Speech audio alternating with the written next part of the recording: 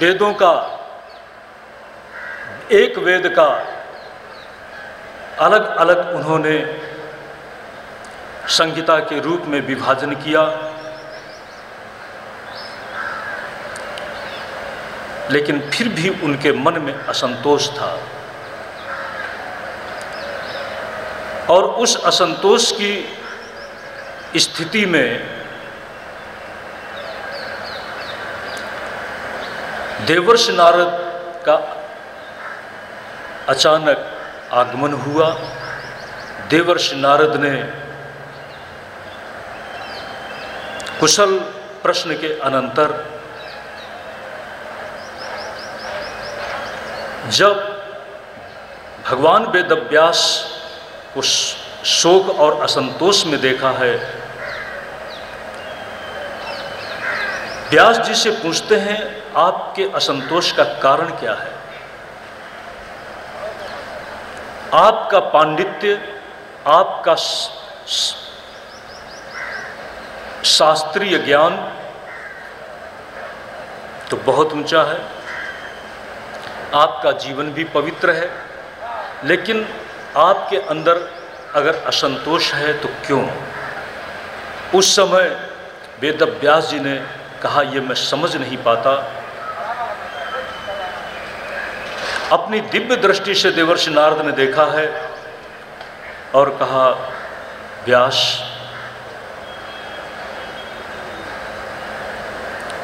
वेद जिस वेदांत का अंतिम चरण में निरूपण करते हैं, जिस वेदांत का विषय है जीवात्मैक्य, अपने स्वरूप में ब्रह्म दर्शन, बहुत अच्छी बात है,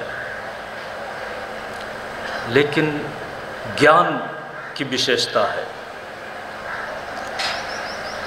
स्थिति और ज्ञान, ये संसार का जो चल रहा सम्मोहन है,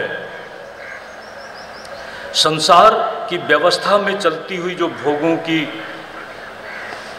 अनुकूलता और प्रतिकूलता की एक निरंतर दोहरी अनुभूति है, व्यक्ति इस विज्ञान में अपने आप को ठहरा नहीं पाता।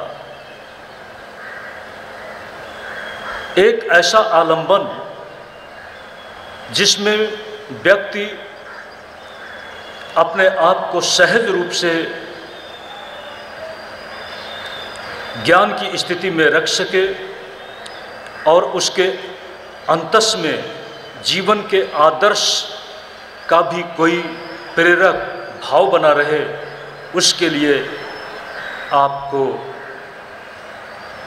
भक्ति का आलंबन लेना होगा। आपने महाभारत में जिस भगवान कृष्ण के व्यक्तित्व का वर्णन किया है, वह एक बहुत नीति कुशल और बहुत ही विराट व्यक्तित्व को अपने में रखने वाले भगवान कृष्ण का आपने चित्रण किया है, लेकिन भक्ति के संदर्भ में जब तक मन चिंतन के साथ स्थिर नहीं हो जाता, तब तक मन को परितोष नहीं मिलता। इसलिए वेदव्यास, तुम भक्ति प्रधान ग्रंथ की रचना करो।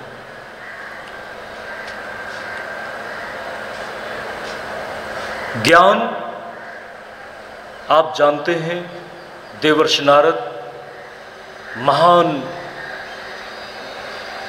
पंडित हैं। छांदोग्य उपनिषद की एक कथा में देवर्षि नारद की मनोव्यथा को बताया गया है। सनक सनंदन सनातन सनत कुमार के पास देवर्षि नारद गए हैं। सोहम भगवः सोचामी, मैं शोक में हूँ और मैंने सुना है कि आप सदृश लोगों के पास जाकर व्यक्ति शोक से मुक्त हो जाता है, इसलिए मुझे आप शोक से मुक्त करने का उपाय बताओ। हम आप क्या जानते हैं? देवर्षि नारद ने अपनी जानकारी का चित्रण किया है। सनक सनंदन सनातन सनत कुमार ने कहा, नारद तुम जो जानते हो वो मुझे बदले बताओ, फिर मुझे लगेगा कि मुझे ये कहना चाहिए, ये बताना चाहिए, ये उपदेश करना चाहिए, वो मैं तुम्हें बताऊंगा। उस समय देवर्षि नारद ने जितनी संसार की विद्याएं हैं संक्षेप में उनको सब बता दिया।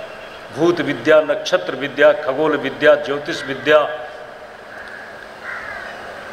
यहां तक कह डाला चारों वेद का भी मैंने अध्ययन किया।